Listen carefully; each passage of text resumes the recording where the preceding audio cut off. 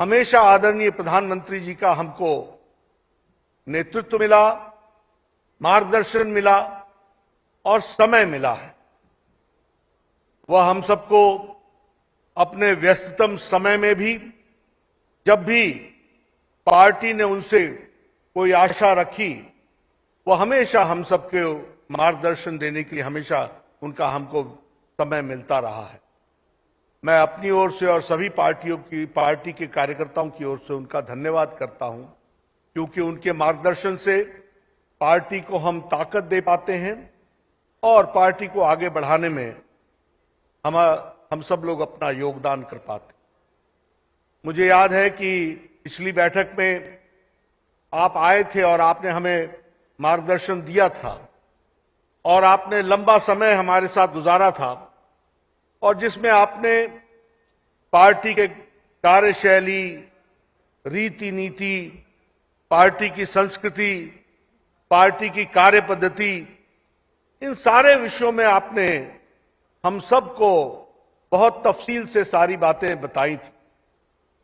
मुझे याद है कि आपने हमें उसी बैठक के अंदर कार्यकर्ता के संस्कार और कार्यकर्ताओं के संस्कार का प्रतिपादन और किस तरीके से हम आगे आने वाले कार्यकर्ताओं को संस्कारित कर सकें, इसके भी आपने हम सबको बहुत कारगर उपाय भी बताए थे और किस तरीके से पार्टी को मजबूती की ओर ले जाया जा सकता है, इस पर आपका हमको मार्गदर्शन मिला। प्रशिक्षण हमारा लगातार पार्टी का कार्यक्रम है। उस प्रशिक्षण के कार्य को भी हमने जिला स्तर, मंडल स्तर तक पहुंचाया है। उसका भी हम विश्लेषण करने वाले हैं और उस कंटेंट को हम कैसे और कारगर कर सकते हैं, उस पर भी हम चर्चा करने वाले हैं। इसी तरीके से जहां तक कार्यक्रमात्मक विषयों का सवाल है, तो दो तरीके से हम चर्चा करने वाले हैं। एक तो हमारे संगठन के लगातार सतत चलने वाले कार्यक्रम, उन कार्यक्रमों को हम कैसे आगे बढ़ा सकते हैं और कैसे उसको ताकत दे सकते हैं, इस पर हम चर्चा करेंगे। और इसके साथ साथ जो सरकार के द्वारा, आपके द्वारा जो जन उपयोगी, जन कल्याणकारी कार्यक्रम चल रहे हैं, उसके लास्ट माइल डिलीवरी में पार्टी कैसे उपकरण बन सकती है, इस विषय को भी हम चर्चा में आज लाने वाले हैं और चर्चा करेंगे।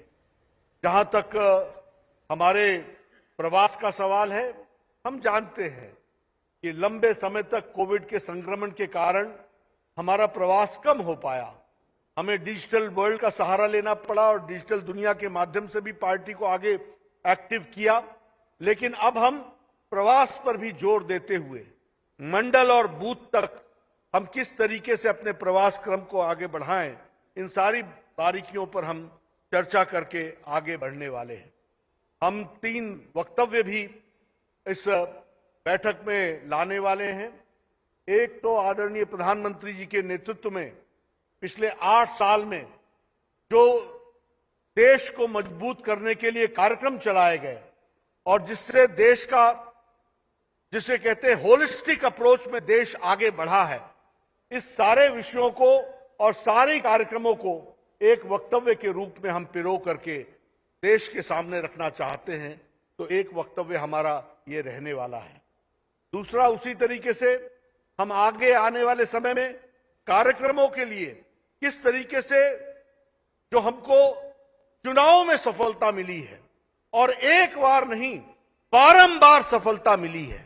हर चुनाव में हमारे विरोधियों ने हमें शिकस्त देने का हर भरपूर प्रयास किया है, लेकिन उसके बावजूद भारत की जनता का आदरणीय मोदी जी पर अटूट विश्वास और उनके कार्यक्रमों पर मोहर एक बार नहीं बारंबार लगाई है। इस विषय को भी हम जनता के सामने उनका धन्यवाद भी करेंगे, उनके आशीर्वाद के लिए भी धन्यवाद करेंगे। और अभी जो 4 राज्यों के चुनाव में नतीजे आए हैं, उस पर भी हम तफसील से चर्चा करते हुए वक्तव्य देंगे। एक, हम राजस्थान की धरती पर आए हैं। राजस्थान का अपना गौरव है, राजस्थान का अपना वैलर है, और जिसे कहते हैं देशभक्तों की भूमि, ये धर्म भूमि, कर्म भूमि, यह भूमि आज गहलोत सरकार में जिस तरीके से कुशासन चल रहा है और जिस तरीके से राजस्थान का नाम उनके गहलोत सरकार के कुशासन के कारण बदनाम हो रहा है, इस विषय के लिए भी भारतीय जनता पार्टी एक उपकरण के रूप में विपक्ष की भूमिका निभाते हुए ऐसी सरकार के कारनामों को उजागर करते हुए और उनको आगे बताते हुए यहां भारतीय जनता पार्टी का कमल खिले, इसके लिए भी हम इस प्रण को लेकर के आगे चलेंगे। इस तरीके से हम बड़े विस्तृत रूप से दिन भर में कार्यक्रमों को करने वाले हैं। आदरणीय प्रधानमंत्री जी का हम सबको हमेशा मार्गदर्शन मिलता रहा है और आज भी हमको उनका मार्गदर्शन मिलेगा। मैं आपके और प्रधानमंत्री जी के बीच में ज्यादा देर न रखता हुआ मैं आदरणीय प्रधानमंत्री जी को आमंत्रित करता हूं कि वह हम सबका मार्गदर्शन करें और उनको मैं विश्वास दिलाता हूं कि भारतीय जनता पार्टी का एक एक कार्यकर्ता जो आप मार्गदर्शन देंगे उसको अक्षरशः धरती पर उसको लागू करेगा। इन्हीं शब्दों के साथ मैं आदरणीय प्रधानमंत्री जी को निवेदन करता हूं कि वह हम सबका मार्गदर्शन करें। आदरणीय प्रधानमंत्री, इस महीने केंद्र की भाजपा सरकार के एनडीए सरकार के 8 वर्ष पूरे हो रहे हैं। ये 8 वर्ष संकल्प के रहे हैं, सिद्धियों के रहे हैं। ये 8 वर्ष सेवा, सुशासन और गरीब कल्याण को समर्पित रहे हैं। ये 8 वर्ष देश के छोटे किसानों, देश के श्रमिकों, देश के मध्यम वर्ग की अपेक्षाओं को पूरा करने वाले रहे हैं। ये 8 वर्ष देश के संतुलित विकास, सामाजिक न्याय और सामाजिक सुरक्षा के लिए भी रहे हैं। और ये 8 वर्ष देश की माताओं, बहनों, बेटियों के सशक्तिकरण, उनकी गरिमा बढ़ाने के प्रयासों के नाम रहे हैं। साथियों, सरकार पर, सरकार की व्यवस्थाओं पर, सरकार के डिलीवरी मैकेनिज्म पर किसी समय देश का जो भरोसा उठ गया था, 2014 के बाद जनता जनार्दन के आशीर्वाद से भाजपा सरकार उसे वापस लेकर आई है। आज गरीब से गरीब भी ये नहीं सोचता कि ये सरकारी योजना तो सिर्फ सिफारिश वालों के लिए है, जान पहचान वालों के लिए है, जो रुपये पैसे खर्च कर सकता है उनके लिए है। आज वो अपने आसपास लोगों को योजनाओं का लाभ मिलते देख रहा है। वो आज बहुत विश्वास से कहता है कि एक ना एक दिन मुझे भी इस योजना का लाभ अवश्य मिलेगा, और ये बात वो विश्वास से कहता है।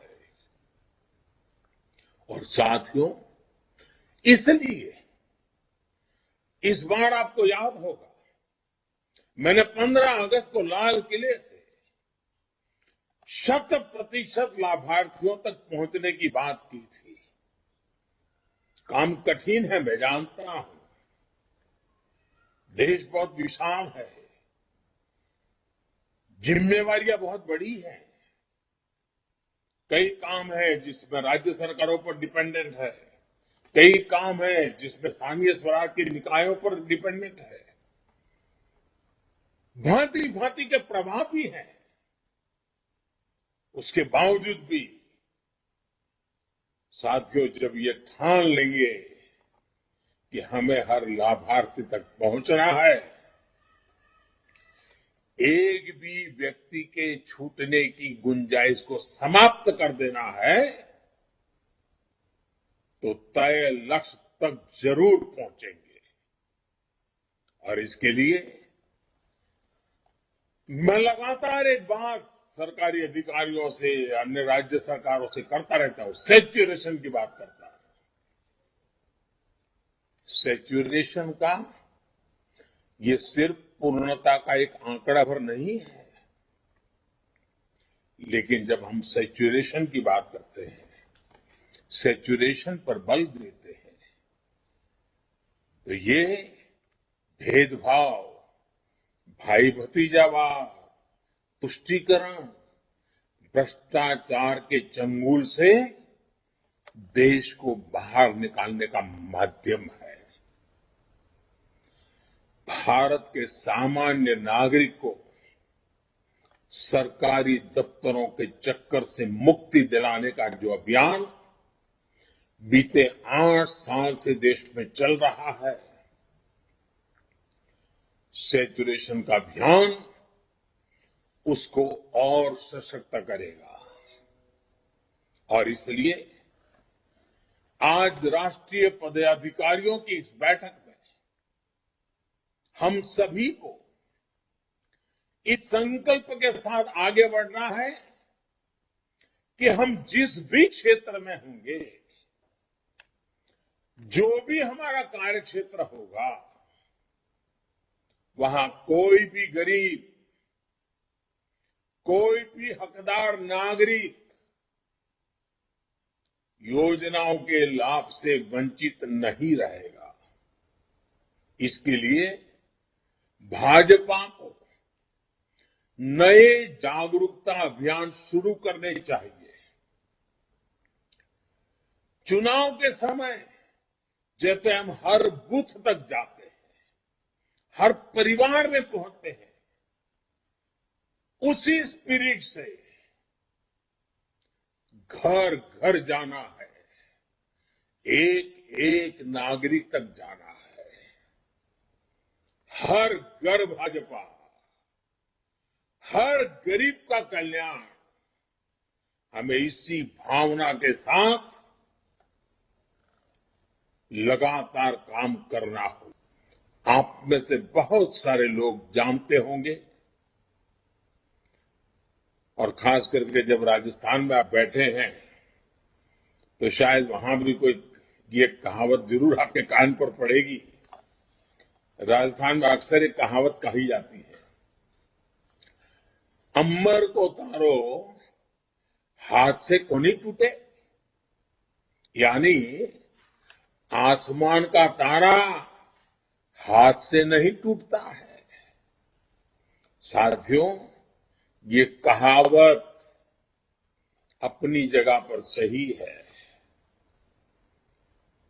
और इसलिए हमें ये भूलना नहीं है कि हमारा लक्ष्य आसमान जितना ऊंचा है, इतनी आसानी से नहीं मिलेगा, लेकिन मेहनत करेंगे तो उसे प्राप्त जरूर करेंगे। साथियों, जिस एक और विषय पर हमें निरंतर कार्य करते रहना है, वो है देश में विकासवाद की राजनीति की चौतरफा, चहुं दिशा में स्थापना होनी चाहिए। कोई भी दल हो, उसको भी विकासवाद की राजनीति पर आने के लिए मजबूर करना। साथियों, हम बड़े गर्व से कह सकते हैं कि ये भारतीय जनता पार्टी है जिसने विकासवाद की राजनीति को देश की राजनीति की मुख्य धारा बना दिया है। आज कोई भी चुनाव हो, विकास में विश्वास करने वाले लोग हो या न हो, समाज को तोड़ने की राजनीति करने वाले लोग हो तो भी, शॉर्टकट ढूंढ करके सत्ता पाने के नुस्खे आजमाने वाले लोग हो तो भी,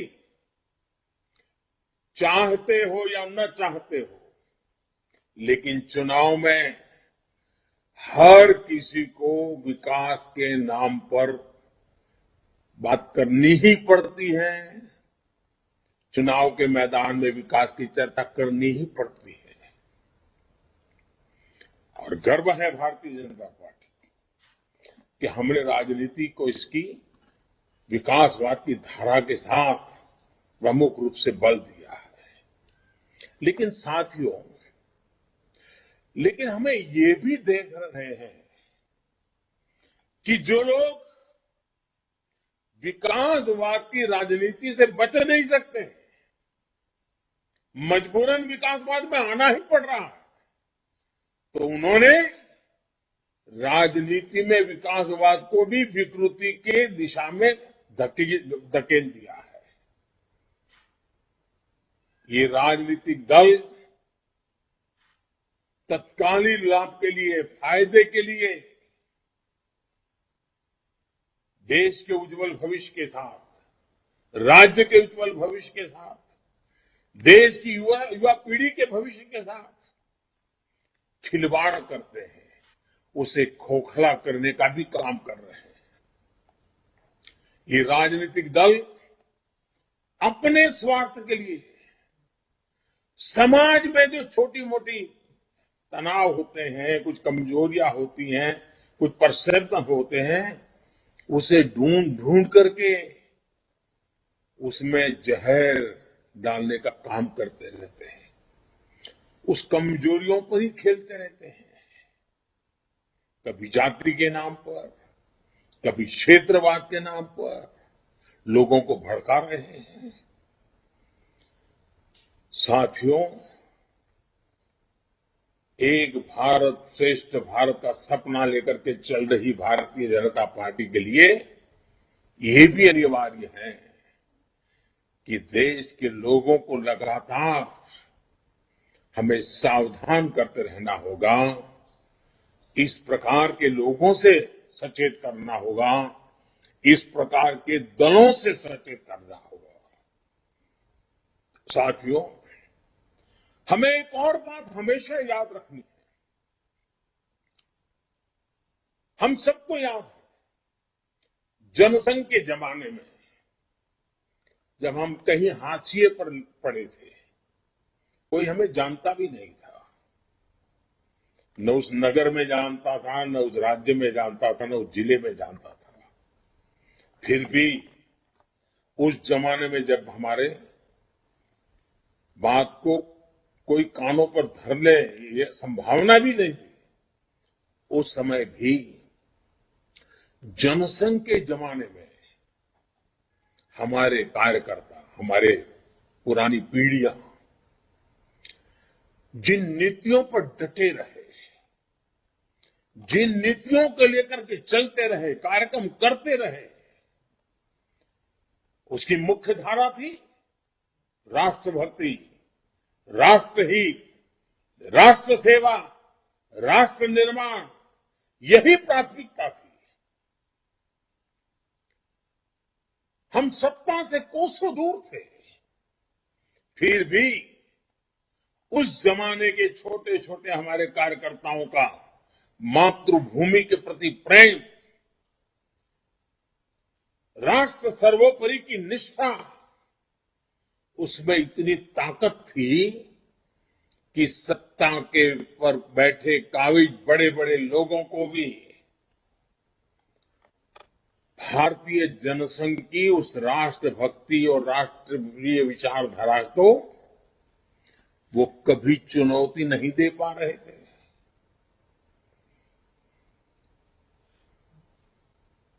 जाने अनजाने में भी उसके महत्व को समझना पड़ता था, स्वीकार नहीं करते थे, समझना पड़ता था। और आज भाजपा की नीतियां उसी राष्ट्रभक्ति से प्रेरित होकर विकास पर केंद्रित हुई है, विश्वास पर केंद्रित है। इसलिए साथियों, हमें कभी कोई शॉर्टकट नहीं लेना है। हमें देश हित से जुड़े जो भी बुनियादी विषय हैं, जो कोर इश्यूज हैं, उन्हीं पर आगे बढ़ना है। कदम को दाएं बाएं जाने नहीं देना है, जुबान को इधर उधर फिसलने नहीं देना है। और ये कोर इश्यूज क्या है? गरीब का कल्याण, गरीब का जीवन आसान बनाने के लिए, गरीब को सशक्त करने के लिए हमें लगातार काम करना है। हमें कभी भी भटकना नहीं है। और मैं आपको सतर्क भी करूंगा, आपसे आग्रह भी करूंगा कि आपको विकास से जुड़े मुख्य मुद्दों से भटकाने की लाख कोशिशें होंगी, लेकिन आपको देश के विकास से जुड़े विषयों पर ही टिके रहना है। हम देखते हैं कि आजकल किस तरह कुछ पार्टियों का इकोसिस्टम पूरी शक्ति से देश को मुख्य मुद्दों से भटकाने में लगा हुआ है। हमें कभी ऐसी पार्टियों के जाल में नहीं फंसना है। मैं जानता हूं कि आप अपने संवादों में, बातचीत में, संबोधनों में, पत्रकार वार्ता में, अगर आप कहते हैं कि हमारी सरकार ने 2014 के बाद गरीबों के लिए 3 करोड़ घर बनाए, ठीक है, वो खबर कोई फ्रंट पेज पर नहीं छापेगा, टीवी के पर्दे पर नहीं दिखाई देगी। अगर आप कहेंगे कि 50 करोड़ से ज्यादा लोगों को 5 लाख रुपए तक का मुफ्त इलाज की व्यवस्था हमने की है, हो सकता है कोई उसको कान पे न धरे। 8,000 से ज्यादा जन औषधि केंद्रों की बात अगर हम करें तो हो सकता है टीवी में, मीडिया में, अखबार में सुर्खियों में नजर न भी आए। मैं जानता हूं कि आप 10 करोड़ से ज्यादा छोटे किसानों के बैंक खाते में सीधे पैसे ट्रांसफर करने की बात करेंगे, हो सकता है उसको भी नजरअंदाज कर दिया जाएगा, उसको भी कभी अखबार के पन्नों पर नहीं दिखाई देगी, टीवी पर नहीं बताया जाएगा, हो सकता है। मैं जानता हूं कि आप हर घर जल की बात करेंगे, हर गांव तक ब्रॉडबैंड कनेक्टिविटी की बात करेंगे, आप देश में डिजिटल क्रांति की बात करेंगे, फिनटेक की बात करेंगे, डिजिटल ट्रांजैक्शन की बात करेंगे। ये इकोसिस्टम उसको तवज्जो नहीं देने देगी, उस बात को आगे नहीं बढ़ने देगी। आप प्रधानमंत्री म्यूजियम बनाएंगे, डेमोक्रेसी के ट्रू स्पिरिट को हिंदुस्तान के आजादी के अमृत महोत्सव में लाकर के खड़ा कर देंगे, तो आंखें मूंद ली जाएगी, चुपकी दी रख ली जाएगी। होगा, आप जितने भी अच्छे काम कर रहे हो, कोई पब्लिसिटी नहीं मिलेगी, कोई हेडलाइन नहीं बनेगी, टीवी पर वो बात चमकेगी नहीं। लेकिन इन सब के बावजूद भी साथियों, हमें अपने मार्ग पर डटे रहना है, विकास के मुद्दों पर टिके रहना है, देश हित के मुद्दों पर टिके रहना है। कभी न कभी मजबूरन उनको भी इन मुद्दों की सकारात्मक रूप में स्वीकृति देनी ही पड़ेगी। बस हम इस इकोसिस्टम के गब्बारों में उसको एड्रेस करने की कोशिश में न लगे जाए। साथियों, ऐसा करके ही इस अमृत काल में हम देश की राजनीति को पूरी तरह विकास पर केंद्रित कर पाएंगे। साथियों, एक और कोशिश जो हम सबको करनी है वो है ज्यादा से ज्यादा लोगों को भाजपा से जोड़ने की।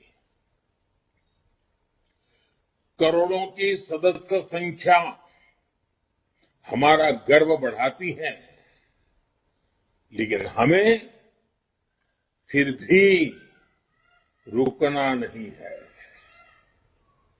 हर क्षेत्र के लोग, हर समाज के लोग,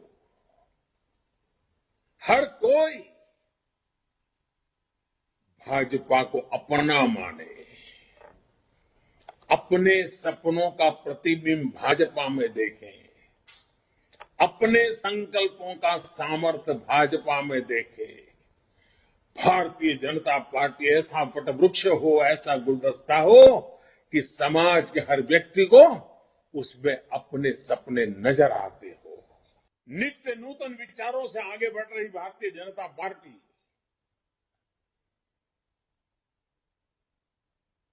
न कभी रुकने का, न कभी थकने का, न कभी चैन से बैठने का। चरैवेति चरैवेति चरैवेति के मंत्र को लेकर के इस 2 दिन की चर्चा के बाद आप जब जाएंगे, जहां भी जाएंगे, आप ऊर्जा का एक स्रोत बन करके जाएंगे, ये मेरा पूरा विश्वास है। आप सभी को अनेक अनेक शुभकामनाएं देता हूं।